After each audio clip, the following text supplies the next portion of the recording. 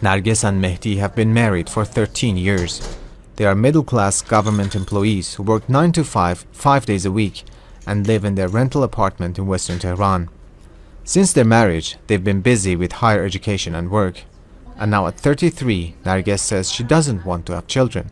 For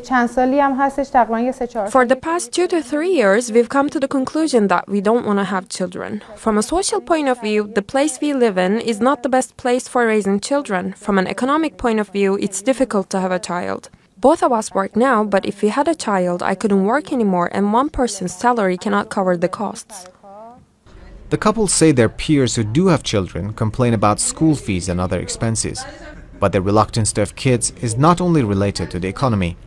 They also cite social and education system problems and their own older age. And the number of couples who prefer smaller families are on the rise. Figures show around half of the Iranian families have only one kid or are childless. The population growth rate that was over 4% in the 1980s has now dropped to below 1%. And that's a cause for concern for the government, as the current trend means a third of the population will be over 60 by 2050. I asked the Minister of Health to personally focus on and follow up on this matter. It is essential to not allow the numerous barriers to reproduction and childbirth to continue. You must rein in these problems. We need young people in this country. If, God forbid, the country is confronted with this bitter, difficult fate, that is, an aging population, there will be no longer any remedy for this. The Parliament passed a law in 2021 to promote population growth. The Regenerating Population Act compels the government to encourage marriage and childbearing.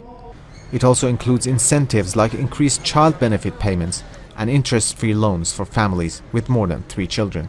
As a demographist, I should say this is a very good law which should have been adopted sooner. It is mostly focused on supporting mothers and children as well as health and insurance coverage. This law is necessary but not sufficient for increased childbearing. Marriage at an older age and a high divorce rate are also blamed for the problem. The aging population is a pressing issue that's not unique to Iran, but it's becoming increasingly urgent. For an economy under sanctions, it would put immense pressure on the social security system and health services. Reza Hatami, TRT World, Tehran.